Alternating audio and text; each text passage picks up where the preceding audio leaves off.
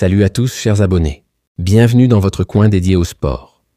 Car vous allez certainement apprécier ce que nous proposons ici. N'oubliez pas que liker et partager la vidéo. C'est simple et surtout sans frais. Cette stratégie de croissance organique encourage le taux d'interaction, essentiel pour l'algorithme de recommandation. Aujourd'hui, nous allons examiner la liste des léopards pour le mois de septembre, avec pour adversaires le Soudan du Sud et le Sénégal. Mais commençons par parler du dossier de Yoane Wissa. La transition vers l'actualité mercato.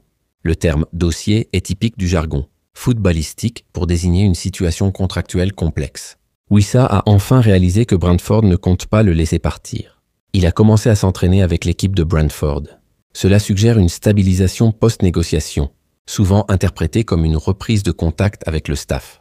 Newcastle, après avoir vu son offre de 25 millions rejetée, car Brentford en demandait 30, a finalement proposé les 30 millions requis. Cependant, Brentford a réclamé 40 millions. L'escalade typique dans les négociations. On observe ici une stratégie de surenchère, souvent utilisée pour maximiser la valeur marchande d'un joueur. Newcastle a alors proposé 40 millions, mais Brentford a augmenté son exigence à 60 millions. Newcastle a ensuite ajouté 6 millions à son offre de 40 millions, mais Brentford a maintenu sa demande à 60 millions avant de demander. Comportement de club vendeur qualifié de hardball negotiation. Brentford semble vouloir créer une guerre d'enchères ou dissuader l'acheteur. Cela signifie donc que Newcastle ne pourra jamais acquérir Wissa, ou, du moins, devra patienter jusqu'à l'année prochaine, à condition de rester en course pour la Ligue des Champions. Analyse stratégique. Le timing du transfert est lié à la performance sportive du club acheteur. Cela reflète la logique de window opportunity dans le mercato. Allons, à l'actualité le plus chaud, celui du liste des léopards, sélectionné pour les deux matchs du mois de septembre. Le sélectionneur congolais Sébastien Desabre a dévoilé sa liste pour les deux matchs, cruciaux de septembre contre le Soudan du Sud et le Sénégal, qui se dérouleront à Kinshasa.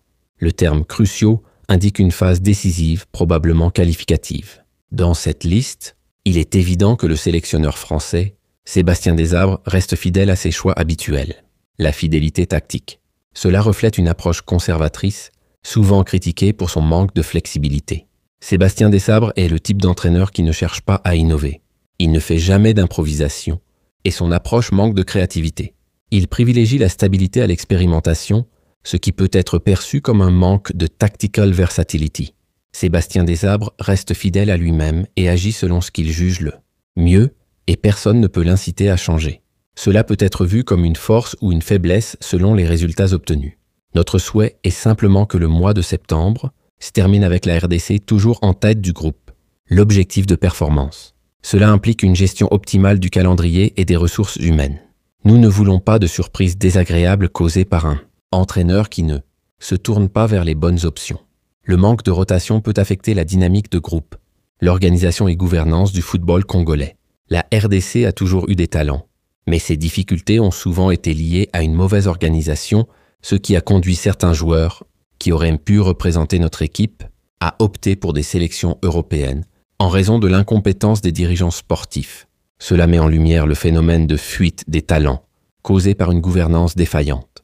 Aujourd'hui, je peux dire qu'avec la présence de Sébastien Desabre dans notre équipe, nous avons observé une certaine organisation et une stabilité, ce qui n'était pas le cas avec les précédents staffs techniques.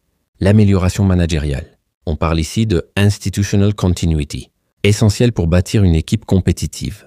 Pourquoi Sébastien Desabre bénéficie-t-il d'un respect supérieur à celui des autres entraîneurs ayant dirigé les Léopards? Tout d'abord, il convient de noter que Desabre jouit de la confiance du président congolais, ce qui est un aspect non négligeable. Soutien politique. Cela confère à l'entraîneur une légitimité institutionnelle, rare dans le football africain. Il a la capacité d'échanger directement avec le chef de l'État, lui permettant de discuter des questions financières et morales, sans passer par la Fédé ou le ministère des Sports, contrairement à ses prédécesseurs. Accès direct au pouvoir. Cela contourne les circuits bureaucratiques et permet une gestion plus agile. Cette relation privilégiée lui confère un pouvoir considérable, car nous avons vu que certains entraîneurs précédents n'étaient même pas assurés que leur salaire soit versé régulièrement par le ministère des Sports. L'instabilité salariale est un frein majeur à la professionnalisation du staff technique. Actuellement, les fonds nécessaires pour les stages des Léopards seniors sont directement gérés par une structure dirigée par Sébastien Desabre, en collaboration avec une entité camerounaise nommée Paris Match, si je ne me trompe pas. Cela reflète une externalisation partielle du financement, souvent utilisée pour contourner les lenteurs administratives. La collaboration avec Paris Match de sponsoring privé, typique des modèles hybrides de financement dans le sport africain. Ainsi, Sébastien Desabres est véritablement un expert incontesté dans la gestion des équipes liées à la FECOFA.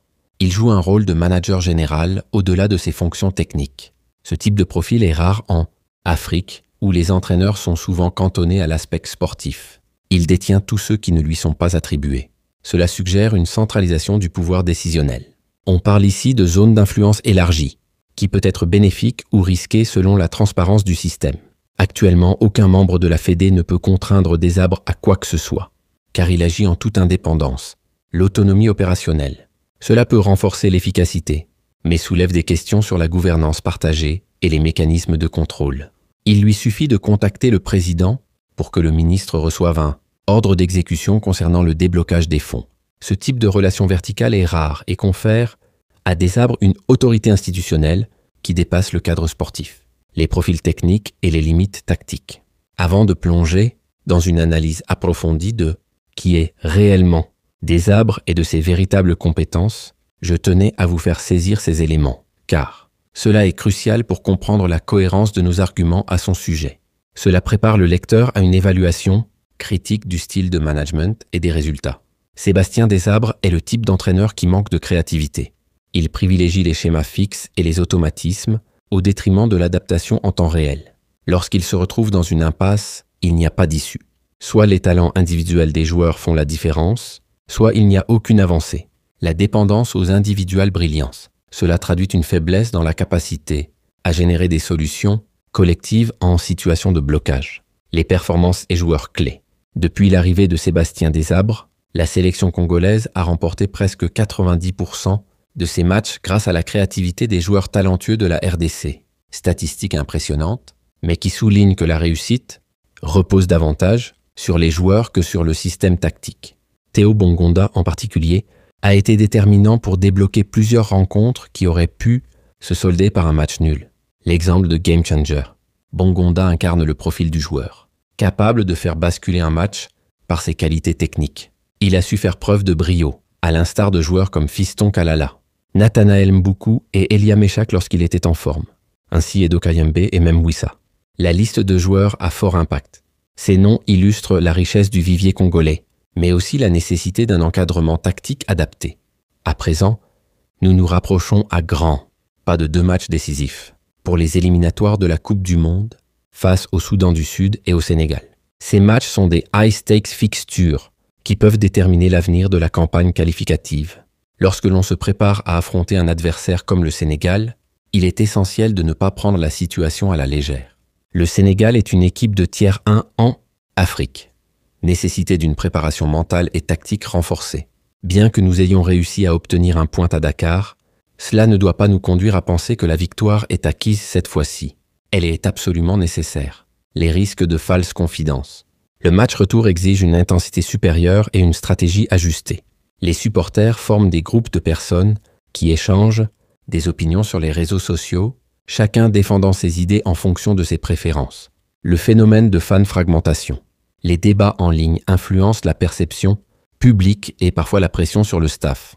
Calcul de classement et l'anticipation. Cependant, le problème ici est que le Sénégal est conscient que même s'il venait abattre le Soudan et que la RDC perdait contre le Soudan du Sud, il se retrouverait en tête avec 2 points d'avance. Cela montre une bonne maîtrise des implications du classement et des résultats croisés. Malgré cette situation favorable, une défaite à Kinshasa ferait repasser la RDC en première position. Match à enjeu double. La pression est maximale pour les 2 équipes, avec un effet de swing game. Les Sénégalais sont conscients de ces scénarios, et leur présence à Kinshasa ne sera pas à prendre à la légère. L'anticipation tactique. Le Sénégal viendra avec une stratégie bien définie, probablement orientée vers la possession et la verticalité. Sélection controversée et joueurs en difficulté. Cependant, l'entraîneur sélectionne des joueurs qui n'ont ni club ni même de temps de jeu. Problème de match fitness. Cela peut affecter la performance, surtout dans des matchs à haute intensité. Il y a certains joueurs dans cette liste pour lesquels les clubs ont été mentionnés, mais en réalité, ils ne font plus partie de ces équipes car celles-ci ont décidé de les exclure de leur projet cette saison. Sélection non actualisée. Cela reflète un manque de veille technique ou une pression politique dans les choix.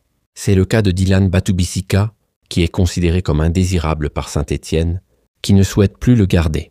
Statut de free agent ou joueur en rupture. Cela pose la question de la pertinence de sa convocation. De même, Charles Piquel n'est pas dans les plans de la Crémonaise, qui attend simplement qu'un club se manifeste pour le transférer, même à un prix réduit. Situation de transfer listed player.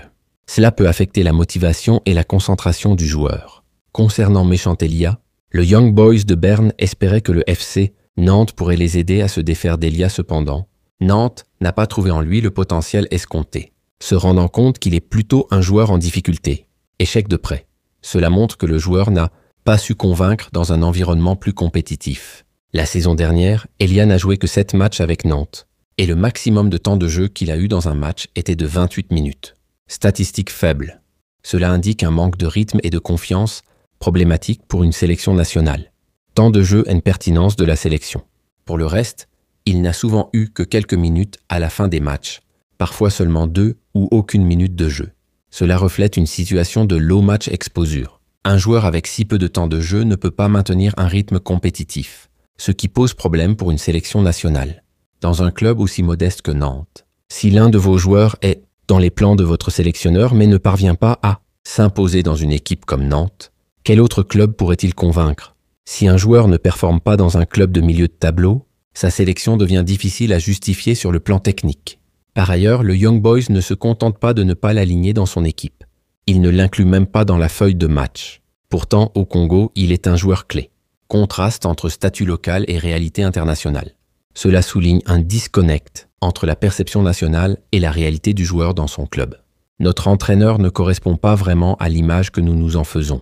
Sébastien Desabre est très compétent car le Congo regorge de talent. Le succès de Desabre semble dépendre fortement du vivier congolais, ce qui pose la question de sa valeur ajoutée tactique. Il n'y a pas besoin de se compliquer la vie. Les individualités sont présentes pour aider. N'importe quel coach a surmonté des défis. Car avant de rejoindre les Léopards, Desabre n'avait pas un parcours impressionnant. La dépendance aux individual brilliance. Cela peut masquer les lacunes tactiques d'un entraîneur dans les phases critiques. Son expérience se construit actuellement avec la RDC. Il avait été entraîneur de l'équipe ougandaise, mais quel impact a-t-il eu là-bas? Rien de significatif. Son passage en Ouganda n'a pas laissé d'empreinte majeure, ce qui soulève des interrogations sur ses capacités à gérer des équipes de haut niveau. Après avoir mis fin à son contrat avec l'Ouganda, il a rejoint une équipe de 3e division en France, où il a disputé 5 matchs et a pris 2 petits points avant que la République démocratique du Congo ne vienne lui proposer un contrat. Passer d'une sélection nationale à un club de Détroit française est souvent perçu comme une régression dans la carrière d'un coach. Statut du Congo en exigence de gouvernance. Le Congo est un pays aux particularités uniques. Le statut de Sébastien Desabre avant son arrivée en RDC n'était pas celui d'un entraîneur de haut niveau, non.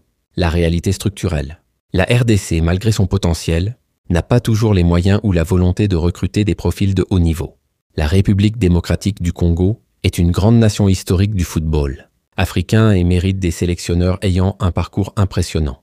Le passé glorieux du football congolais justifie des attentes élevées en matière de leadership technique.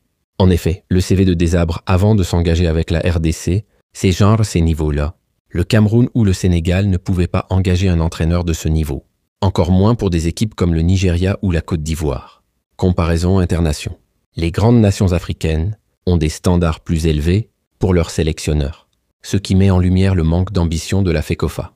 Mais pour la RDC, cela a été possible, car les dirigeants de la fédération congolaise ne sont pas à la hauteur. Ils ont tenté d'amener un entraîneur du niveau bas et la RDC a fait de lui, actuellement un grand nom désormais.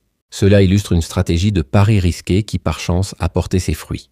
Engager Desabre représentait un risque, car il n'avait pas de résultat à montrer. Mais ça a été nommé, et c'est une bénédiction car les choses ont décollé. Succès inattendu. Cela montre que parfois, un entraîneur peut évoluer positivement dans un environnement favorable. Grâce à son sérieux, il a réussi à réorganiser l'équipe et à instaurer une certaine discipline. Cependant, en dehors de cela, il ne semble pas être à la hauteur en tant qu'entraîneur. Il excelle dans la structuration mais semble limité dans l'innovation technique. Sélection controversée et état physique des joueurs. Quant à la sélection de Théo Bongonda, il n'a pas eu de temps de jeu depuis sa blessure lors de la dernière trêve. Il venait à peine de commencer sa rééducation et pourtant, Il a été sélectionné pour des matchs qui s'annoncent très engagés. Cela pose des questions sur les critères médicaux et la gestion du risque de rechute. En ce qui concerne Piquel, il n'y a même pas lieu d'en parler. Mbemba, pour sa part, considère l'équipe nationale comme son club, et je préfère ne pas revenir là-dessus. Piquel, cas de non-performance. Mbemba, exemple de commitment émotionnel rare mais précieux. Batoubissika n'a même pas eu l'occasion de jouer, malgré son rejet par Saint-Étienne.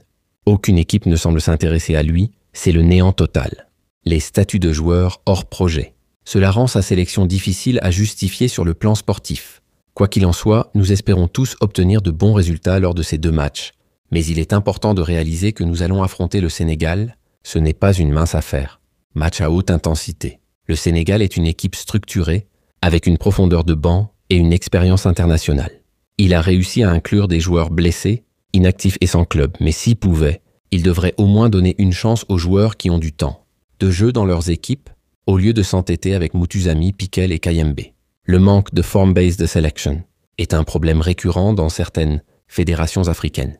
Si nous devons vraiment compter sur ces 3-là pour soutenir des joueurs comme Camara et Matar Sarr, alors ce jour-là, Desabre comprendra ce que signifie être congolais.